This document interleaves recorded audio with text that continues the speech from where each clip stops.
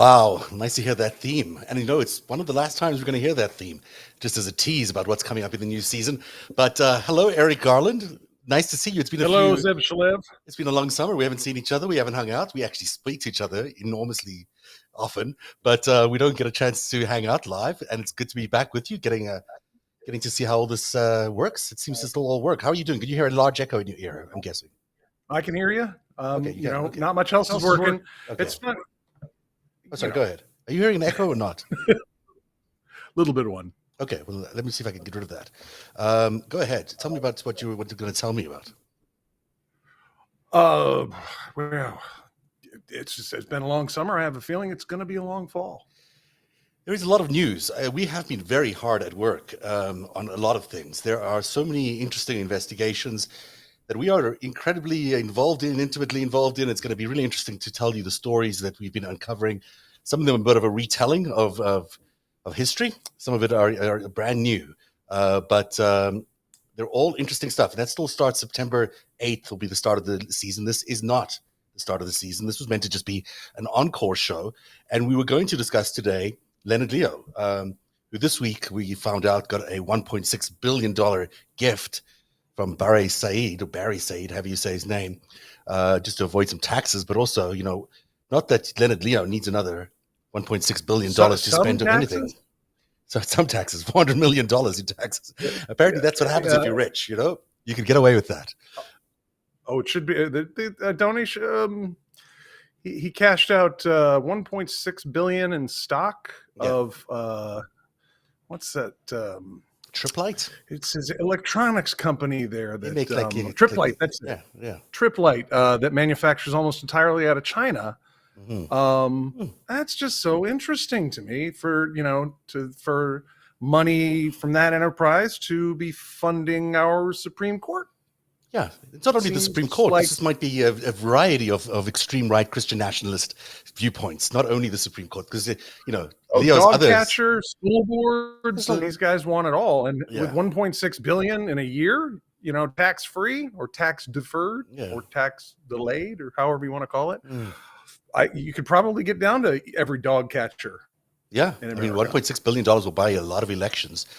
The thing is, isn't he Jewish? I think he's Jewish, and yet here he is. This is basically Christian nationalist positions that he's funding. I don't know about that, but it's just it seems unusual to me that anyone would give up $1.6 billion to just one fund. That to me already, it makes you go, whoa, that's just crazy.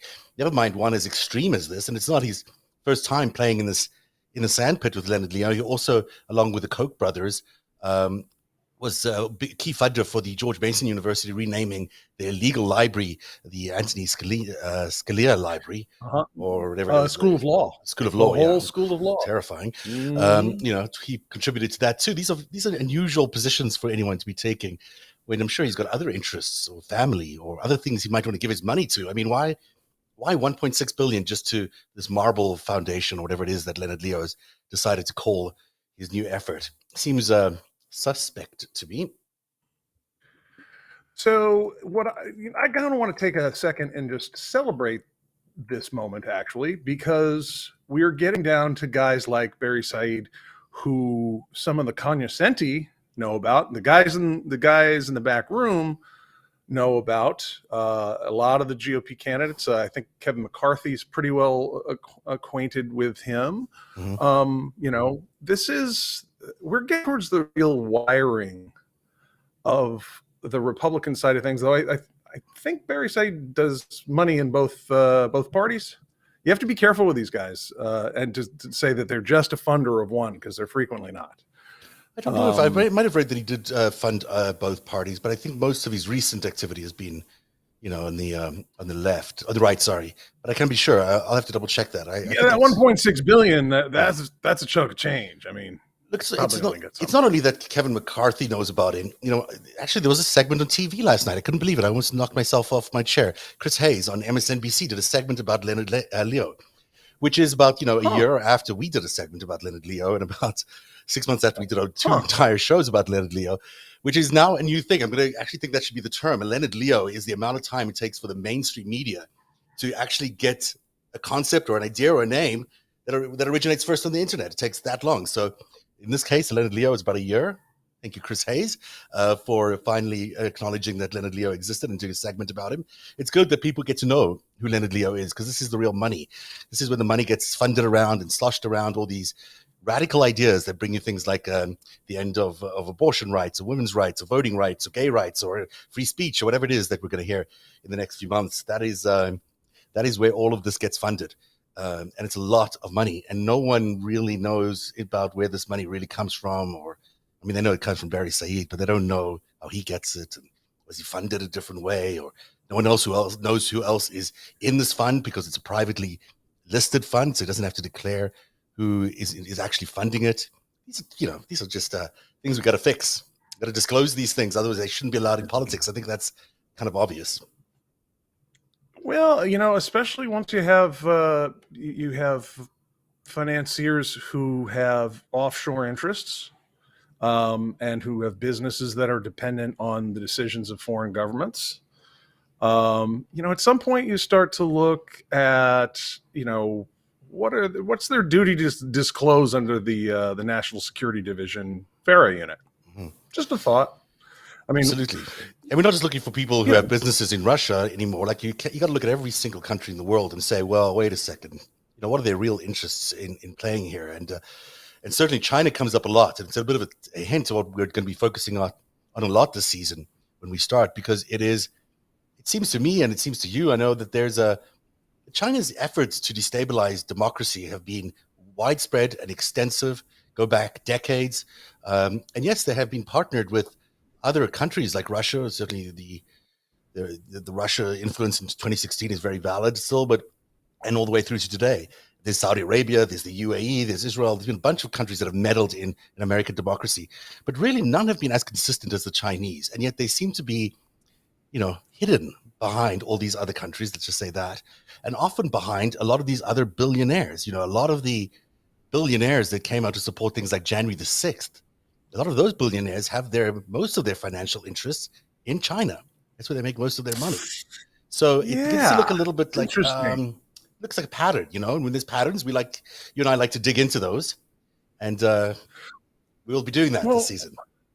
Well, I mean, just to riff on that, what do the different countries that have decided they have a certain interest in America's politics, what do they bring to the table, if individually or jointly, right? Russia brings tradecraft. They're just, I said it in the first game theory thread, December 11th, 2016, they're great at covert shit. They rule. They do really well. They innovated this stuff, and they're the OGs, And they integrate really well as well. Like they're able to immerse themselves in other societies very, very well. So, you're not suspicious about the Russian next door because they look so much like, like anybody else in your society. And yet it's often, sometimes at least, they can be doing all sorts of nefarious things.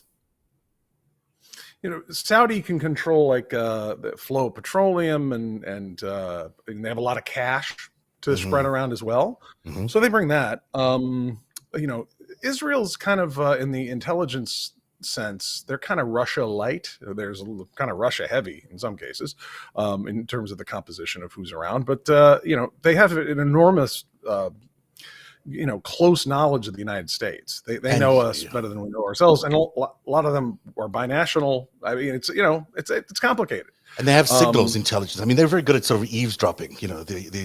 Where Russians are good at integrating and showing up and actually pretending to do things, the Israelis are good at sort of listening in, manipulating, doing stuff with your social media, manipulation, sentiment analysis. That's what their coup de grace is. But the reason they are so good at that, that's all, is because they got a lot of their technology from the United States. Firstly, secondly, they're hedging bets. Israel's getting a lot of money out of China too. They know that they need the Chinese money too. So you got to look at it like China and Saudi Arabia and UAE as sort of being middlemen to these bigger countries like Russia and China and the United States, and they're sort of playing both sides a little bit.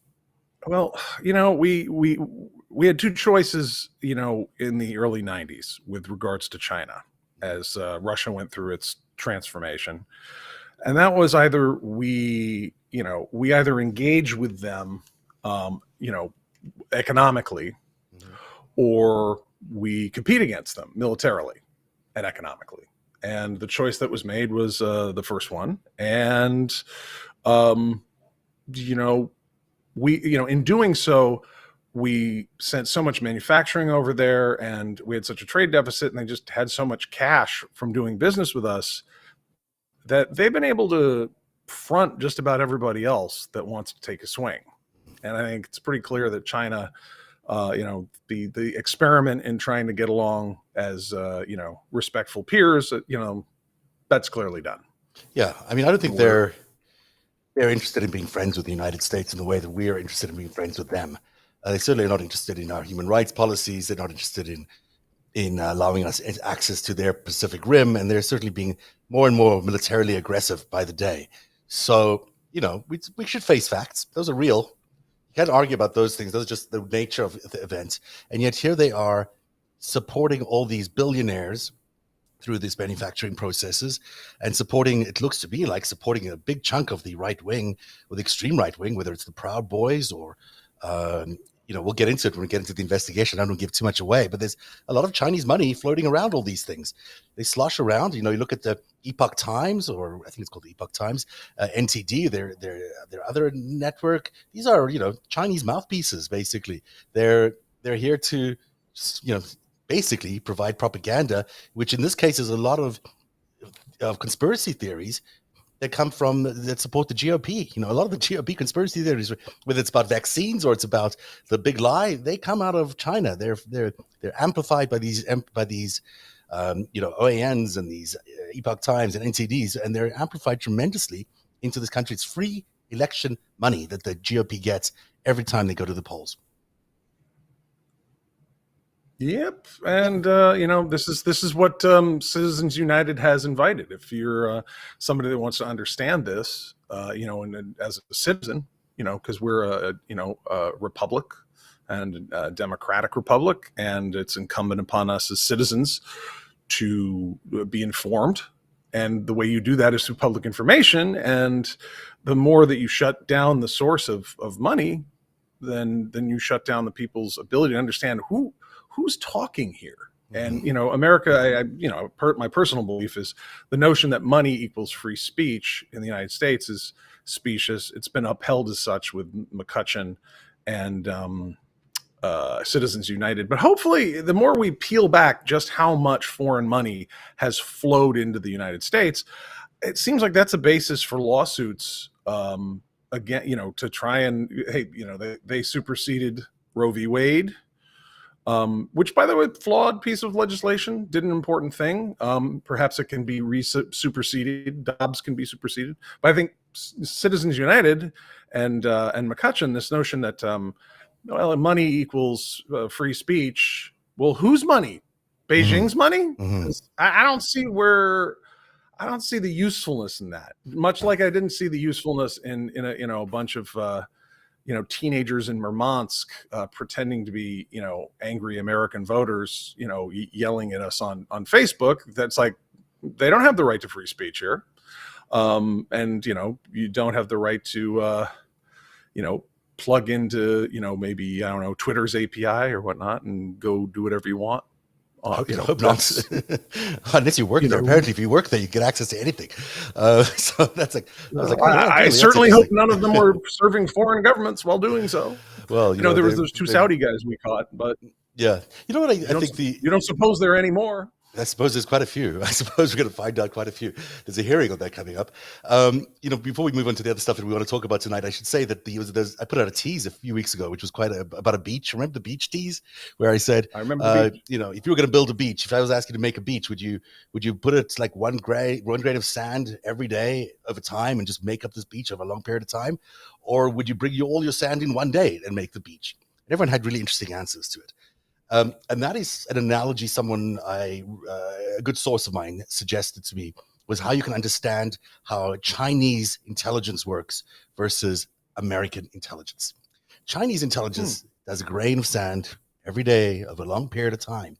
So you don't really notice it. The beach just suddenly arrives and it's there. And you say, oh my God, that beach seems to have been there forever. But it's really just put together very slowly over time, very deliberately, very slow. you wouldn't even know that it's connected. It's a very, very, very long period of time. Where, you know, American intelligence likes to make a big show of it and show, hey, we're here, and tends to be not that they're not quiet and not effective, but you sort of see their presence perhaps a little quicker or a little more readily. It's an important distinction, and I think when you look back, and I think we'll all have to do this over the last maybe even 50 years, we have to look back and say, just how did China gain such a foothold in everything we've done? Just how deliberate has this been? How many grains of sands have there been placed along the route here, you know, that they take over this business, they take over the school board, they take over this government, this politician here and there. How long has it taken them to build this beachhead, if you will, in the United States that has allowed them to do what they have? And I think we'd be surprised when we see the results of that. So that's that tease, just so everyone's aware. So it was a tough day here because you know, you sent me a piece from the New York Post about Steve Hoffenberg, who is a friend of the show, a friend of mine, who was an enormous source of mine for all the reporting we did about Jeffrey Epstein. You and I sat with him on many hours of the show, listening to Steve recount so many incredible stories. Steve, or at least they think that it's Steve's body, because his body was found quite decomposed, was found dead today at 77 at his home. You know, we have no reason to believe that it's not him, but certainly the last time I spoke to him was about 6 months ago.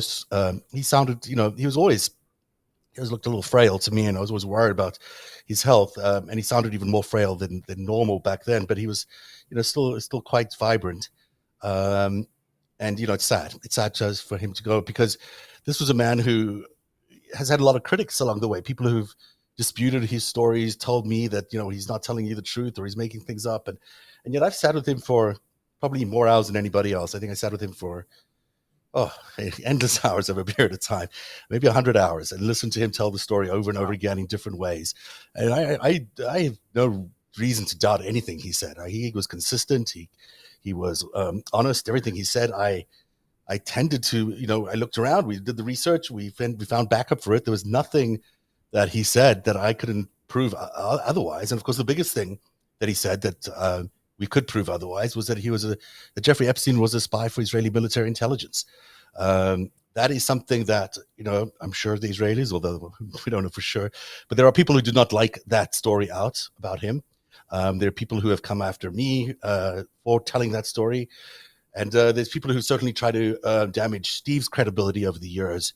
And, you know, he's not with us anymore. So I'm going to spend some time tonight. And this will be interesting for both of us, because, Eric, we've been around for longer than we realize. By the way, when you see this video. Well, that's true. Yeah. It feels like a long time. Can I just recount for the audience what the first time when I was on the show? And for those of you who don't know, Zeb has a marvelous talent for not telling you what's about to come on and then having a big deal. And I dial in, and it's like, oh yeah, we've got Jeffrey Epstein's partner. And I was like, what? And all of a sudden, boom, talking with Steve Hoffenberg, and like, oh yeah, you know, Robert Maxwell's like, oh, it's so cool. You know, he taught him the spy stuff. I didn't want to do the spy stuff. And I mean, it was like, well, here we go. It's in fact, you know, that's the episode. I was listening around to various tapes today because I really wanted to check in and see what shows we should play, what clips we should play. And there's some tremendous stuff that we're going to go through tonight. It's interesting because what he says is still so valid. He's so interesting, the story he shares. He's given us insight into Jeffrey Epstein's life that no one else was able to give us. And, you know, he's gone now, but we do have his story on tape. And these are some of the tapes we've already broadcast live. Of course, I have others that have not been broadcast live, which are just so fascinating. I'm going to listen to them over the next few weeks. But, you know, I'm going to take us way back to one of the first times he was with us, where he was telling us about Jeffrey Epstein and Robert Maxwell's relationship. And it's a fascinating, 20 minutes or so. I hope you don't mind listening to it all, because I think it will take us back. And it tells us exactly how he knew, he was the only one who knew that Ghislaine Maxwell and Jeffrey Epstein met in the 1980s. That they didn't, in fact, meet when everyone else said they met, which was in the 1990s. That they had met previously in the 80s. Think about how long time ago that was. And that Robert Maxwell. Sorry, go ahead. When Epstein was sort of under the radar with, I think, Bear Stearns around that time, he kind of dropped off the and was working the Saudi arms deals in the 1980s. That's with Robert Maxwell. Robert Maxwell, and he was working with Khashoggi at the time. Jeffrey Epstein was working with Khashoggi. And Ari Ben Menashe was around that whole scene. Another person who's has been on the show. And what he says here in this clip is so fascinating, and I want people to just listen to him again posthumously. It's so good to listen to him. He's not lying about any of this. He's telling us that Robert Maxwell viewed Jeffrey Epstein as his heir apparent, that he viewed Jeffrey Epstein as his future son-in-law, and that he was going to pass the baton of the entire business, the intelligence business, the arms trafficking business, whatever it was that was at the core of Robert Maxwell's illicit life, that he was going to pass that on to Ghislaine and Jeffrey Epstein so they can continue their work in the United States. There are people who will tell you that that is not true. There are people who will tell you that he was making it up and he had theories and whatever he does not know. I can guarantee you those things are true. They'll tell you that I'm not telling you the truth. But thanks to the magic of the internet and tape or digital tape, let's at least hear it from him again. This is how he describes the relationship between Robert Maxwell and Jeffrey Epstein and Ghislaine Maxwell, and what his intentions were, what Robert Maxwell's intentions were. This is from 2020, I think. Let's see how young we both look. And I'm going to skip over Hanson because I'm worried about the time. And I'm going to skip. Really young. Look at that. Another day show. But, that's a whole other show. But let's get to the 1980s. And Namossad has moved their operations from Paris to London. And Ghislaine Maxwell meets Jeffrey Epstein in London. And you know about that, don't you, Stephen? Yes, I know about Jeffrey Epstein and Ghislaine Maxwell and what took place in their takeover of Robert Maxwell, the father of Ghislaine Maxwell, spying business. That was a handoff from the father, Robert Maxwell, to his daughter Ghislaine, who brought in her lover and boyfriend, Jeffrey Epstein, in the takeover of the father's espionage business. You think like a hand-me-down, like a hereditary hand-me-down business? Say that again. It's like a hereditary handing down of a business, like you would do at a restaurant or something? Business records went to Jeffrey Epstein's Palm Beach house. Was there a lot of money? Complete takeover. Mobsters and spies. Absolutely. It's so interesting. Blood is the way, right? Well, it was an important business, and it was on the game plan of Jeffrey Epstein. If you follow the dots from the Dalton School to where he went after the Dalton School to Bear Stearns, getting fired, thrown out, losing his licenses, being penalized, then going to work in the arms procurement business and the trafficking business, that was the master plan.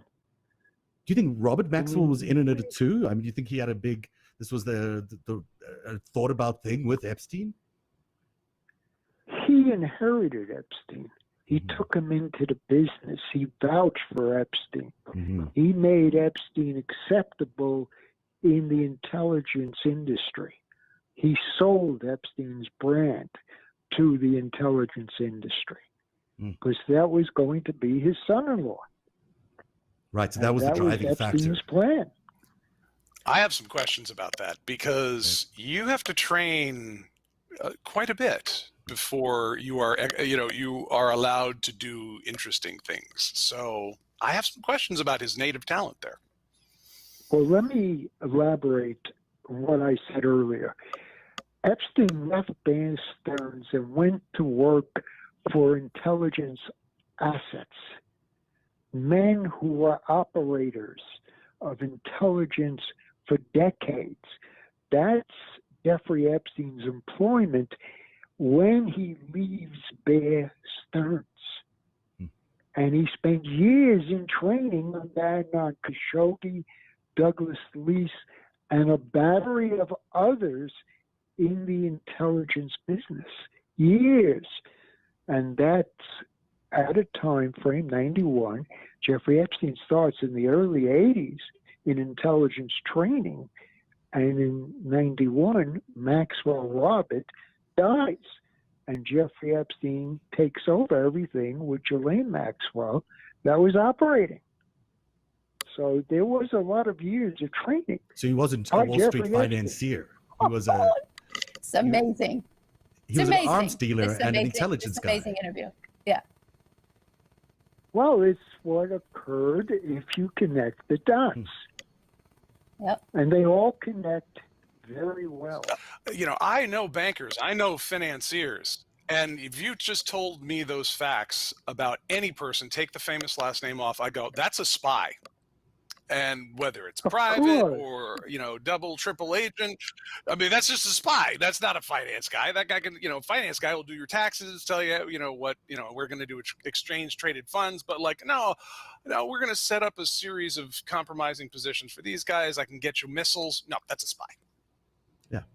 There's no question of that. That was the plan of Jeffrey Epstein. That's why he went for the spying road.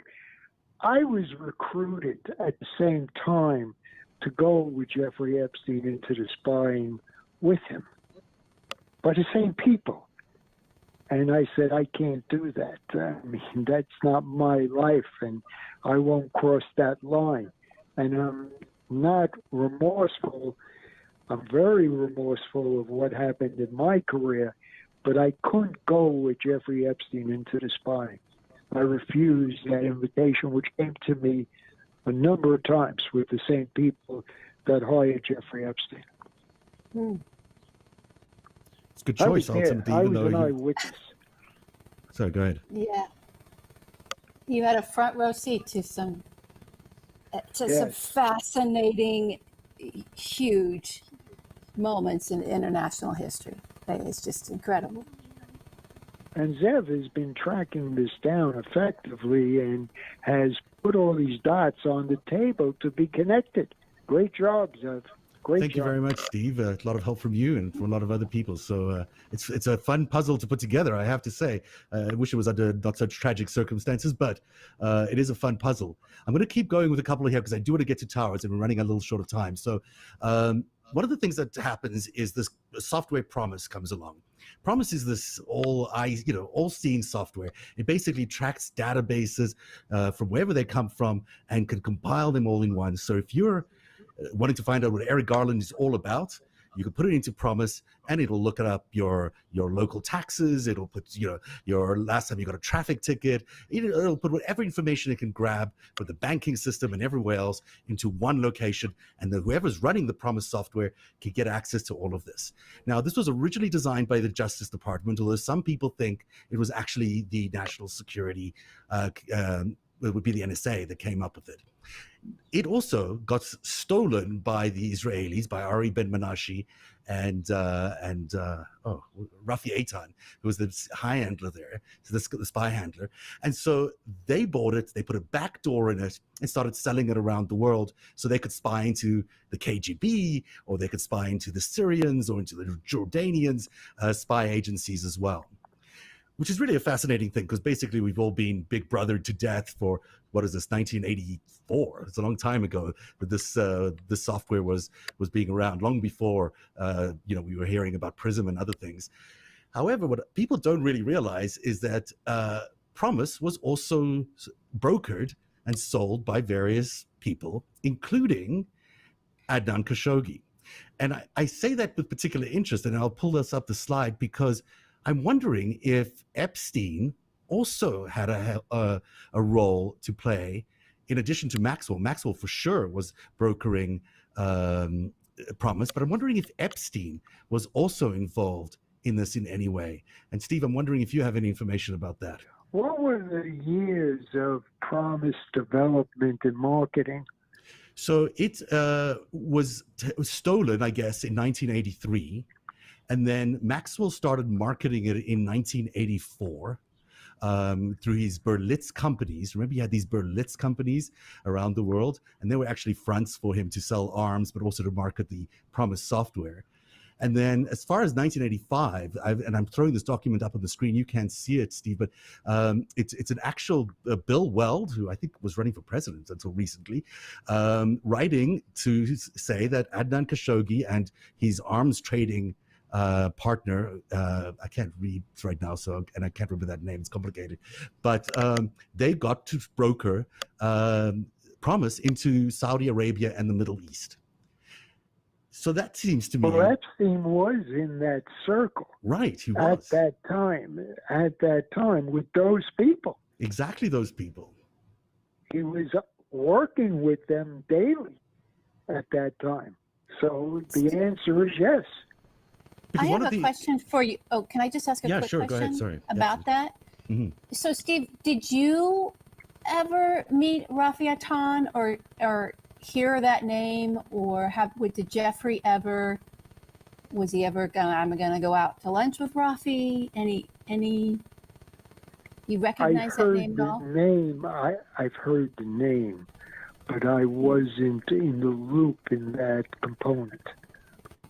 Okay. I had my own responsibilities at that time, and I was extremely busy on my workload. You know what's really interesting as well about Promise is that it was used for banking scams and Ponzi schemes, financial crimes as well.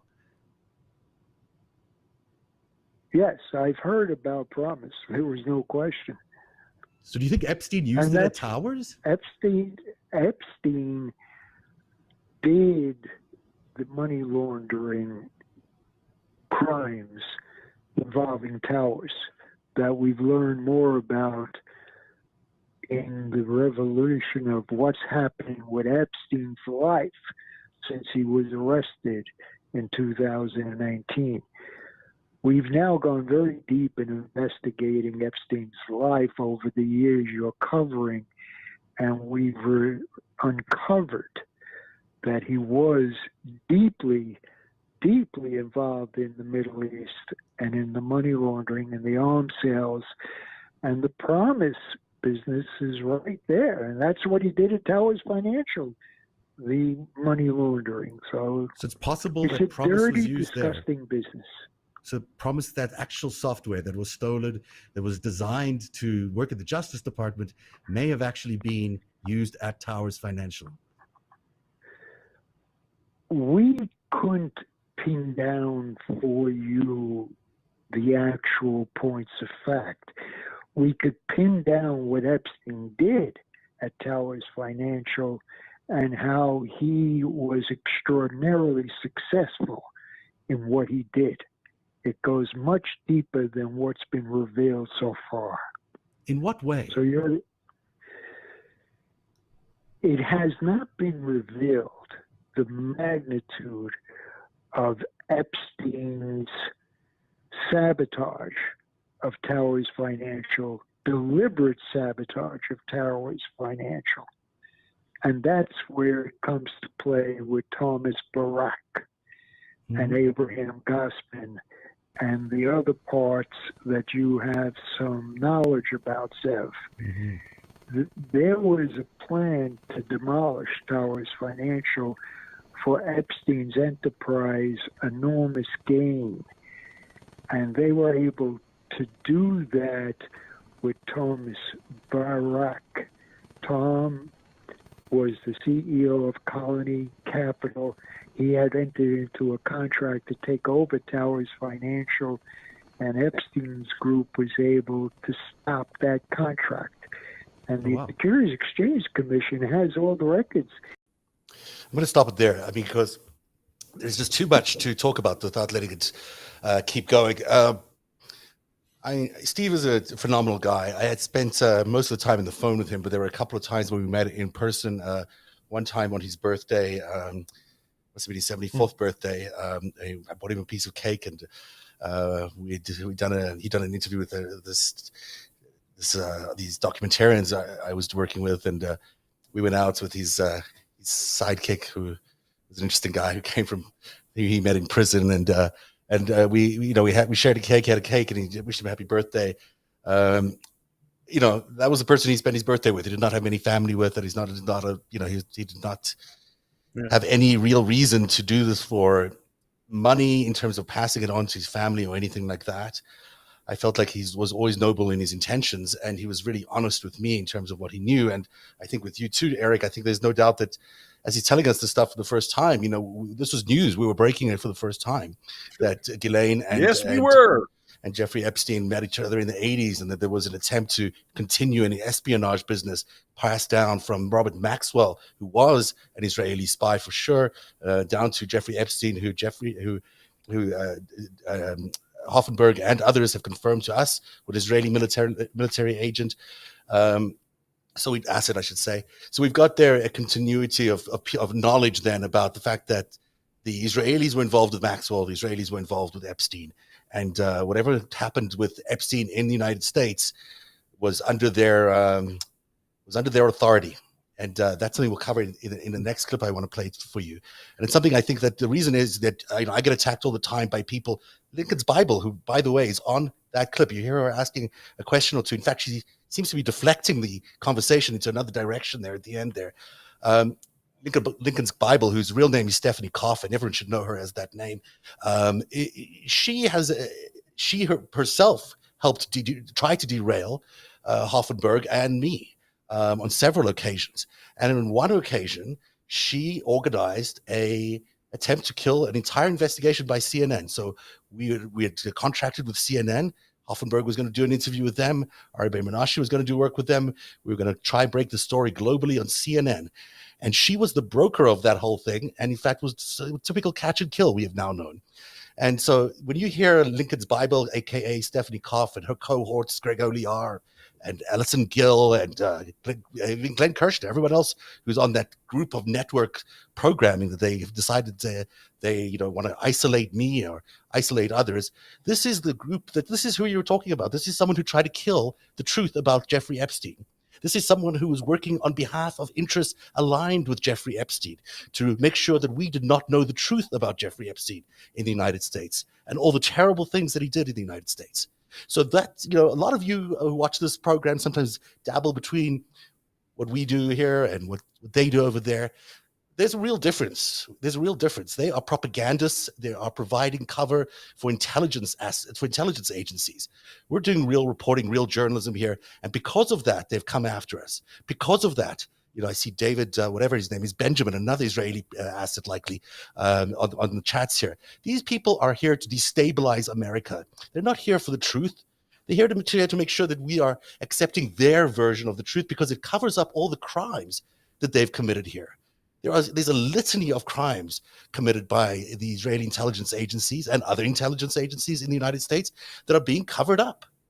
And it's these guys I don't know why they've decided this, but they've decided that they should either perhaps they get paid, perhaps they're real operatives, or otherwise they've just decided that this is something they want to do is to destroy the people's careers who are telling the truth and also disparage people like Steve Hoffenberg, who at the end of his life, who spent a lot of time in jail, having to deal with the crimes of Jeffrey Epstein, 18 years in jail for the crimes of Jeffrey Epstein and his crimes. He did 20 hard years there.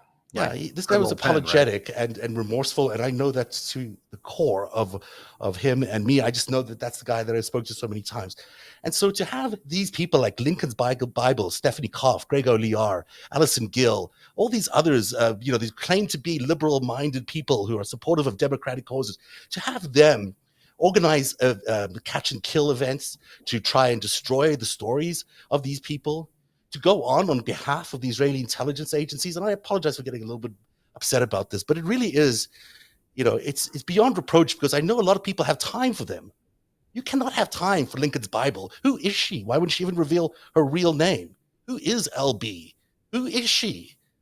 Well, I come on here with my real name. You come here with the real name. She can't come on with her real name. Her name is Stephanie Koff. Look her up. See who she is. And then you'll find out that there's a lot about her that's kind of mysterious and a lot of stuff that's really interesting about her that doesn't add up. But most importantly, in my investigation and my research, it's clear that these people are attempting to hide the truth about what Jeffrey Epstein did in this country. And think about that the next time you buy an ad or buy something that they advertise on one of their podcasts. And if you're a podcast advertiser and you spend your money on the shows of Greg Oliar and Alison Gill and Lincoln's Bible or anybody else in that network, you are supporting people who are supporting the cover up of Jeffrey Epstein, and that's something that everyone should be aware of, because it's absolutely disgusting that they've been able to get away with this kind of cover up, and that there is no. The media is whatever. The media in the United States, of course, also controlled and owned by sort of dubious entities. But the fact that no one is willing to actually look at these facts, look at the facts that they did a catch and kill on a Jeffrey Epstein expose that covered up the. I mean, we're talking about not only the human trafficking, we're talking about the assault of young women, the blackmail of politicians, high up politicians in America, the stealing of top secret information, confidential information, and stuff that you're seeing right now that Donald Trump is accused of. Guess what? Jeffrey Epstein did all of that too, when he got all that documentation from the people that he blackmailed with, because he had them caught on tape sleeping with children. I mean, this is the kind of people that you are spending time, effort, and money listening to online. There's no room in this world for Lincoln's Bible. She should shut down her account. She should be ashamed of herself, what she has done. And certainly coming after me in the way that she has, but mostly after people like Steve. She, on several occasions, she really stood in the way of Steve getting his story out. And I can say that with absolute confidence. And it's disgusting. This is a man who wanted to get his story out, who wanted to tell the truth about Jeffrey Epstein. And Lincoln's Bible took it upon herself to stop this man and the truth about Jeffrey Epstein from coming out. It's inexcusable. It's inexcusable. And anyone who spends time listening to her, following her on her Twitter account, should be ashamed of themselves. And Greg Olear, who I used to consider a friend, and all these others, Alison Gill, how dare you associate with this person? Glenn Kirshner, how dare you associate with someone like Lincoln's Bible, who covered up for Jeffrey Epstein? That's who you're associating with. Think about that. Think about your legacy. Think about what you'll go down as when you're associating with someone who's working on behalf of Jeffrey Epstein. Monster, an absolute monster. That's who you're working with, and that's who you've decided to put your chips in. And there's all of you. I mean, you know who your names are. I won't go through this list of people who've decided they can't come on narrative because Lincoln's Bible has told them that they can't come on narrative. You need to come on narrative and explain exactly why you've decided to do that. Because why have you decided that Lincoln's Bible is some sort of God and correct about this? Because you believe that Israeli intelligence, or are you being directed by Israeli intelligence not to come on the show? That really is a question you have to ask yourself. I know exactly why and who you are. I've got all your names. And I want you all to come back into the show and start acting responsibly. It's absolutely despicable that you're associating with that. I'm sorry, I'm getting out of I've lost it there. I apologize. But, well, folks, we've been at this a few years, and Zev's not making up the taking the hits part. Yeah. And, I certainly have. Eric, you haven't. Well, that's the espionage game. This is something. Looking back through this content here, that we did, and that first show that you just put on, that was pretty exhilarating. And it was like, and this is all you. I'm just color commentary here, But seeing that timeline of like the 70s through the 90s, and you see all this Iran Contra stuff, and all, it's like, oh yeah. And, I have cognitive bias around espionage in the sense that I work in the intelligence field, and I'm, looking at the spy stuff, because that's what moves a lot of the world is covert action. And that's why they spend so much money on it. And that's why they try and cover up what they're doing. And, up to that point, Jeffrey Epstein's story, man, as soon as he kind of got exposed, and I think they were expecting Clinton to win, right? Yep. And then they were going to throw Epstein, who I think had started to pivot in the years before. They were going to throw Epstein at the Clintons, and then everything was going to fall apart. But then Trump came out, and then exactly. And there's spies all over the place. And, then they started, people started hearing about Jeffrey Epstein, and it's like, he's a pedophile. Mm-hmm. It was like this. And this was really the beginning of the narrative of the change in the story. And we did that here of, no, man, this is an espionage story. And, as far as other voices out there, not everybody can cover intel stuff proper, nor do they want to. And I think there's a lot of stuff that gets covered as partisan. as Democrats versus Republicans, though the Republicans are a couch fire right now, there's no question. But a lot of this is the secret histories behind it. And, that getting to work with Steve on that in the twilight of his years after doing hard time for these crimes, it was exhilarating to be able to work and maybe not believe 100%. I mean, take with a grain of salt, because didn't he hung out with Roger Stone a little bit, right? Didn't he? He did. He was open and honest about that. Roger Stone also had an interest in the Jeffrey Epstein story, and believed he could make some money off it. Did. And we're one of the first people I thought about today was, does Roger Stone know the news about him? Because I do think that they're sort of two. They came out of the same kind of era, they're sort of these larger than life espionage type guys. Maybe Steve wasn't a full espionage guy, but he was certainly a big deals guy, a big politics guy. These are the same kind of characters. They're very outlandish. They're the same age group. They certainly ran in the same circles. It was some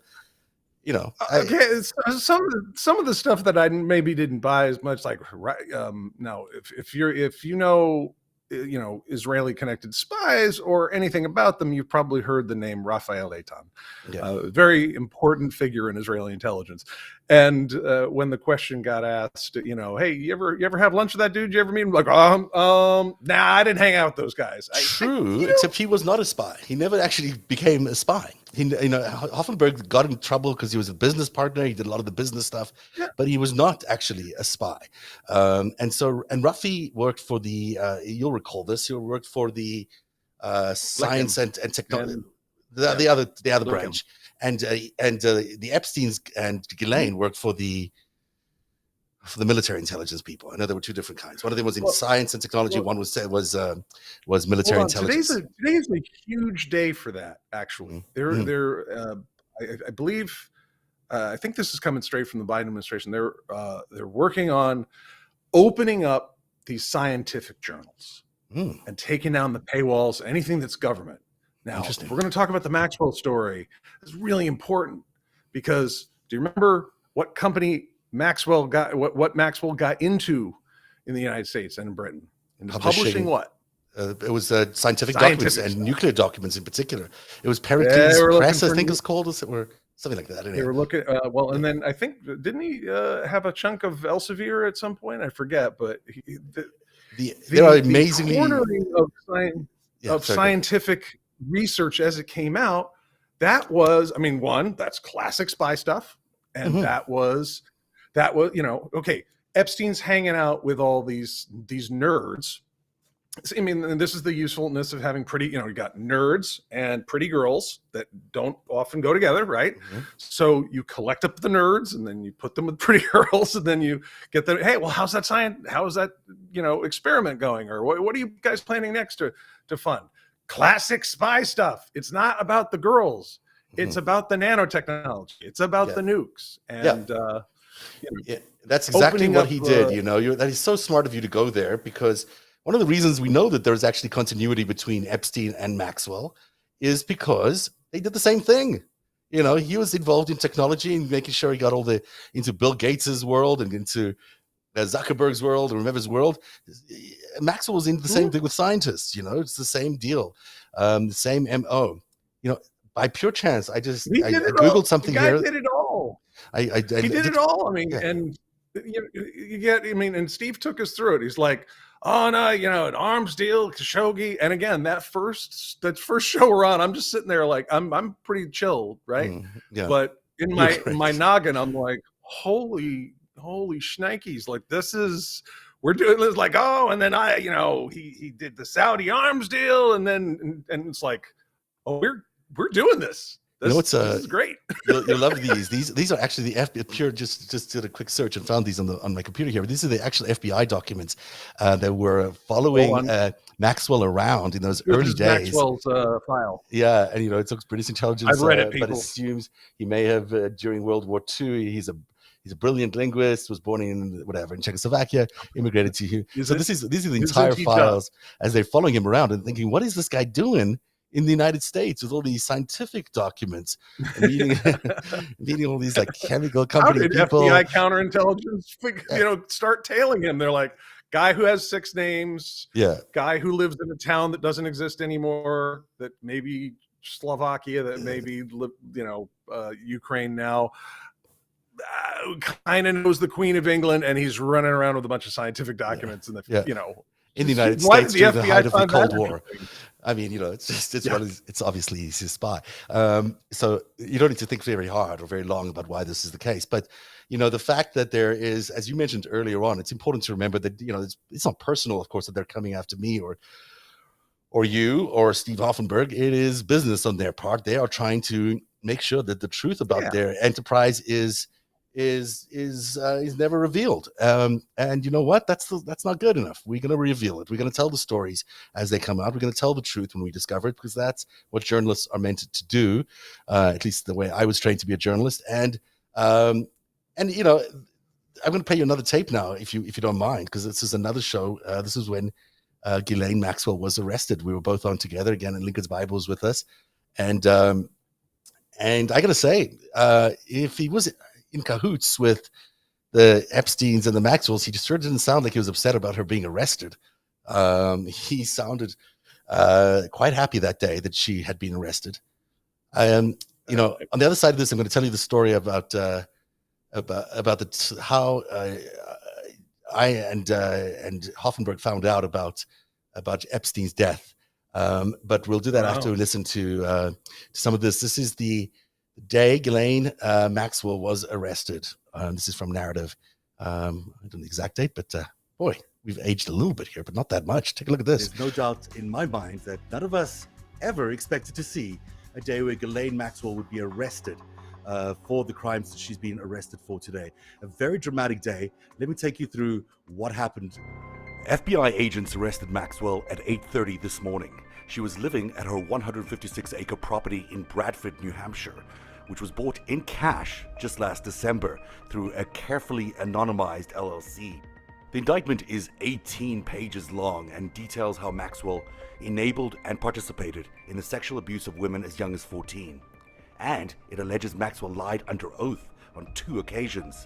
The indictment also describes a pattern of grooming, which sometimes resulted in sex acts in which Maxwell took part. We also found out today that Ghislaine Maxwell was not struggling for money. Between 2016 and 2020, she had 15 different bank accounts, valued at between hundreds of thousands of dollars to more than $20 million. Ghislaine is not likely to get bail. That's because she's deemed a flight risk. She has both a French and a British passport. But all eyes tonight are on Prince Andrew, the Queen's favorite son and the man at the crosshairs of this investigation.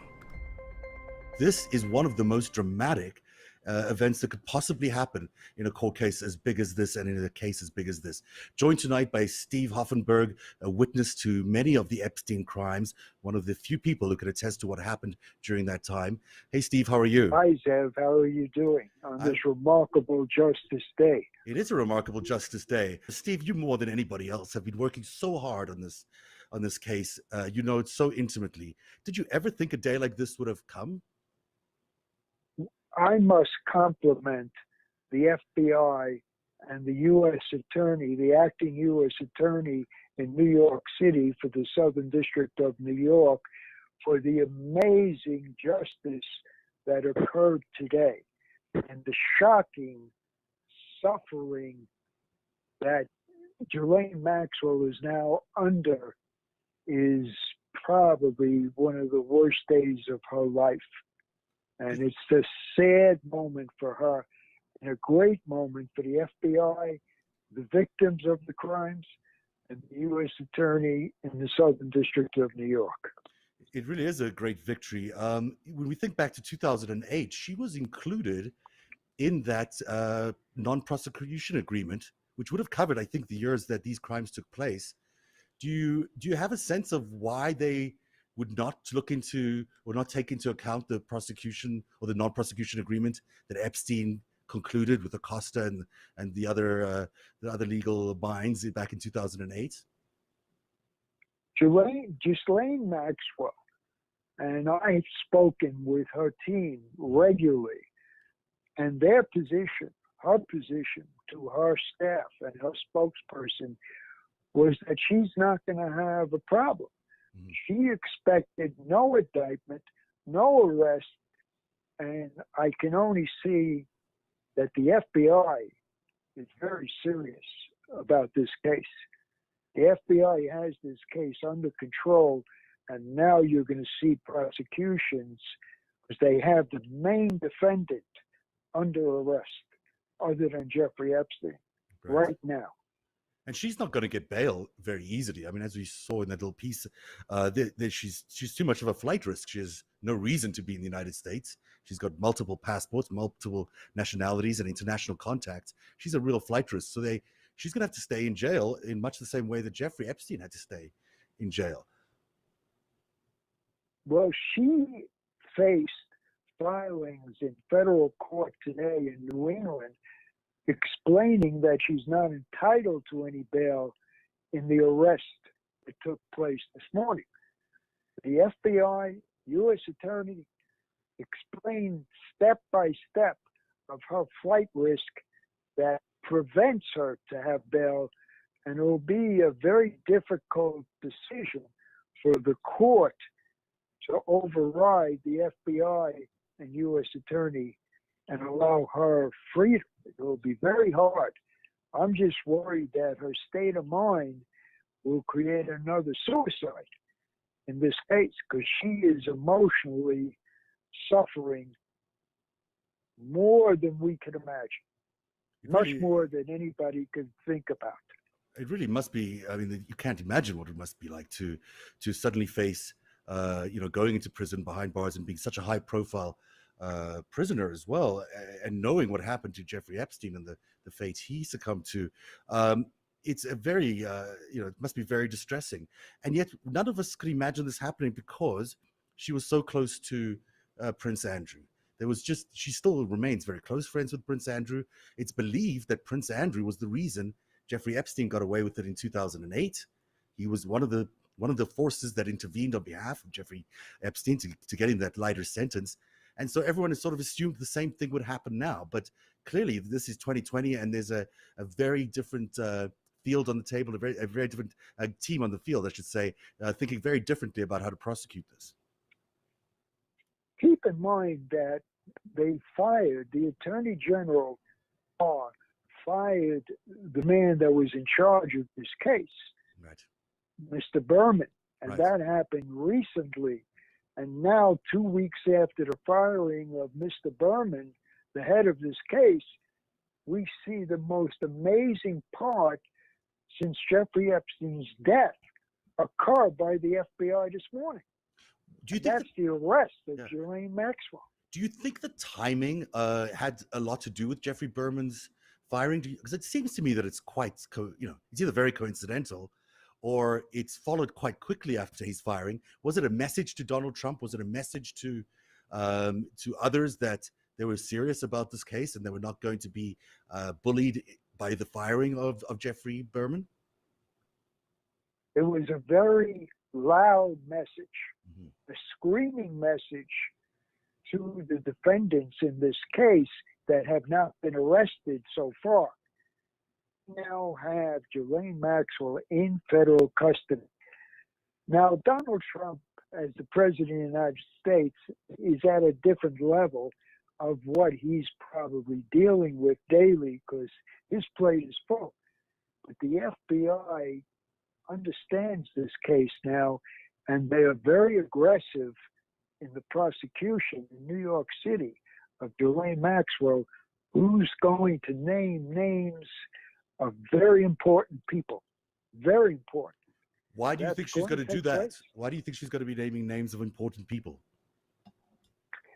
The arrest of Ghislaine Maxwell, a very privileged socialite who grew up very rich and very comfortable and very accustomed to a great lifestyle, puts her behind bars in a terrible incarceration, in a terrible prison environment, in a very sad place.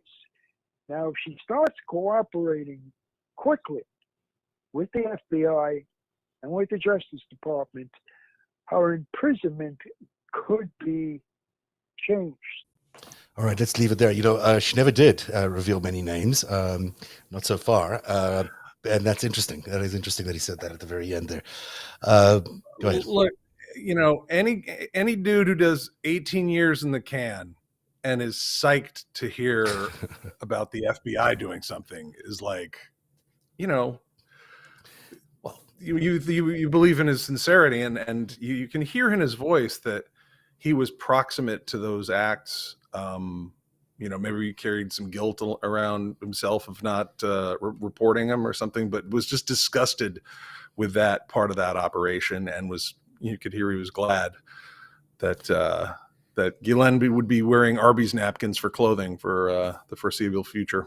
Yeah, I also think it's you can hear in between the lines there of what I believe to be true, that he was helping those investigations along where he could, and that he certainly would, for that reason alone, would have been interested in their success because he was. It's just so interesting hearing crooks tell you how to do it. Like, now, if she starts cooperating now, she's going to get some help. But if she's screwing around like that, when that did get here, maybe that would have been 5 years. That's going to be 3, or and if not, it's going to be 9. I mean, he knew everything very intimately. He knew the deal. He knew everything about this case really, really well. I know that's where I got a lot of good information from him. He was a fantastic source, and I did not for one second doubt his story. And I think no one should doubt his story. He's telling us the truth about a man who and Ghislaine as well. It's a partnership that was determined to cause damage to America. This is not some, this is not just a human trafficking thing. This is not just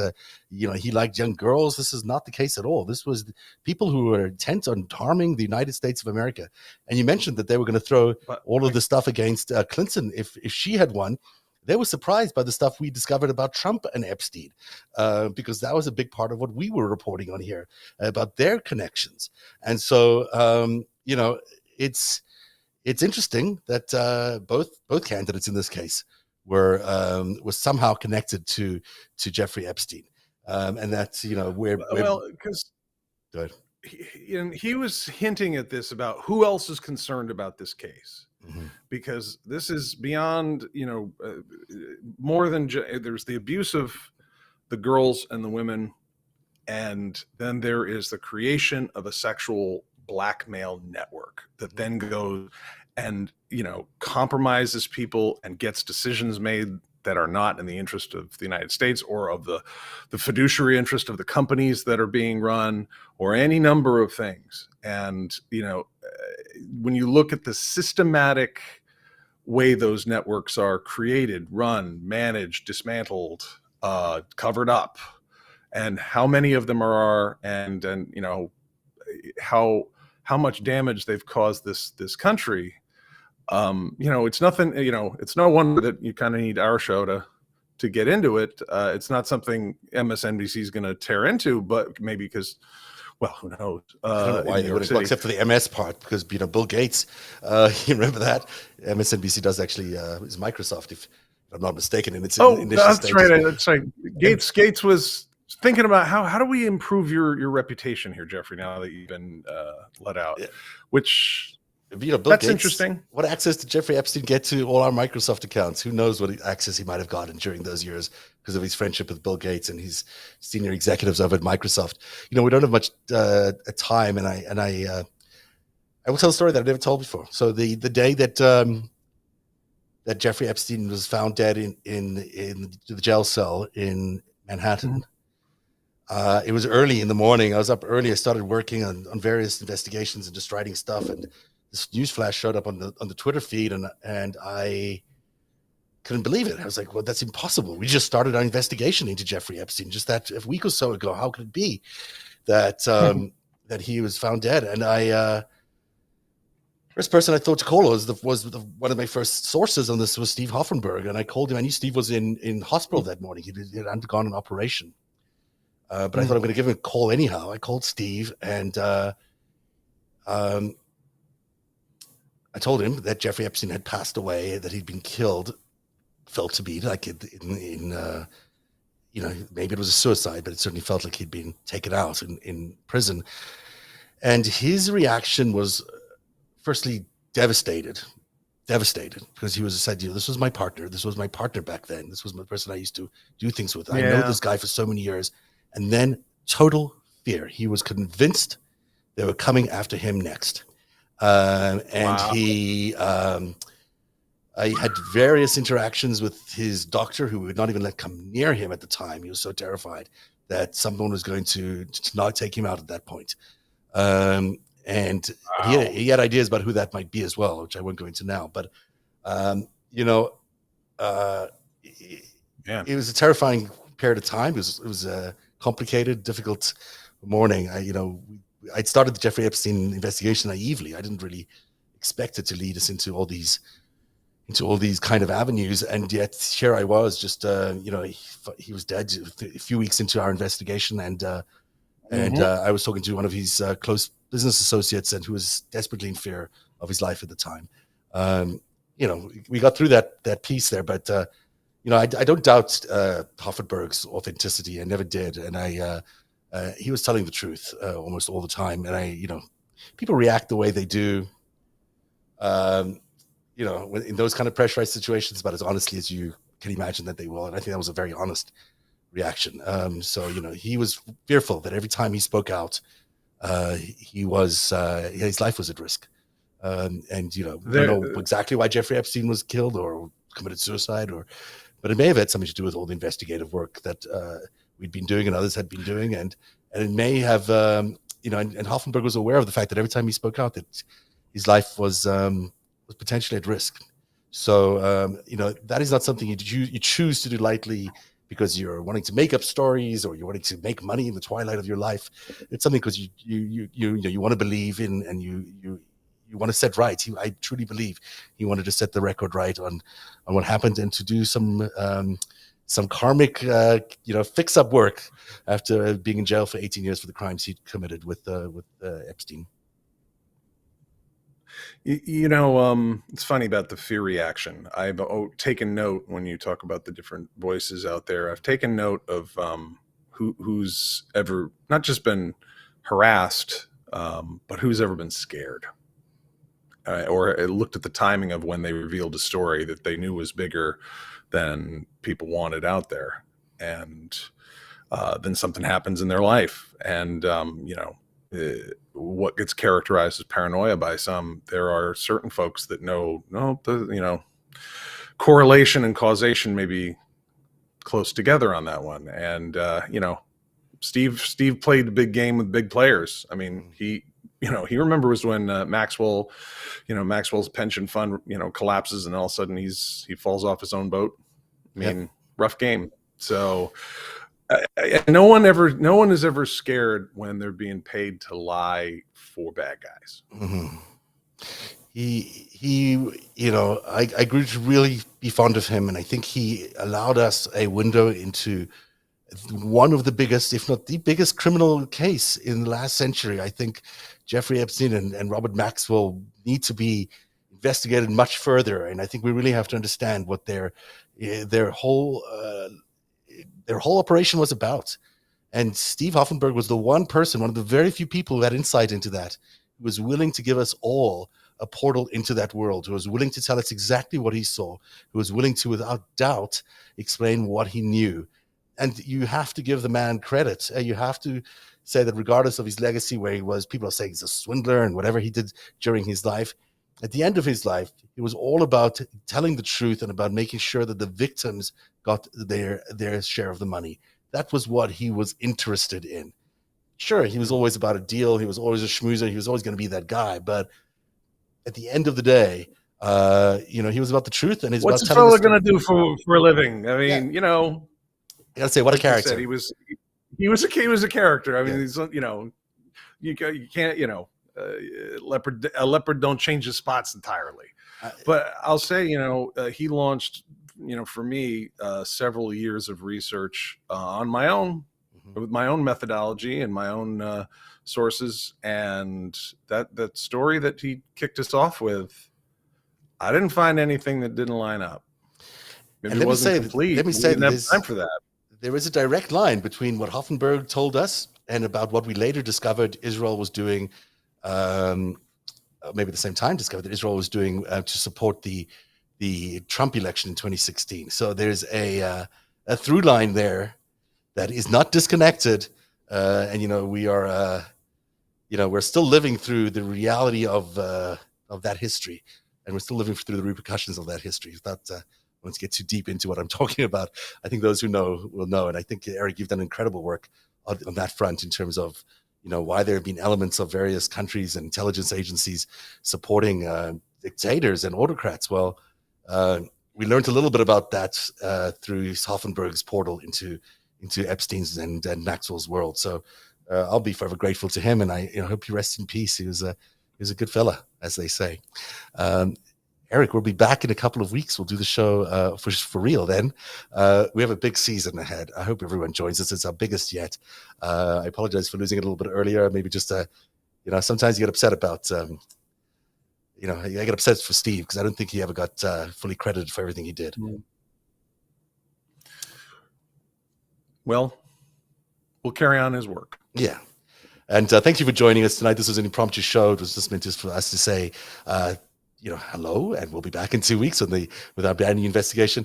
Please don't forget, we still need your funding for our next season, which starts in 2 weeks, at patreon.com/narrative, at patreon.com/narrative.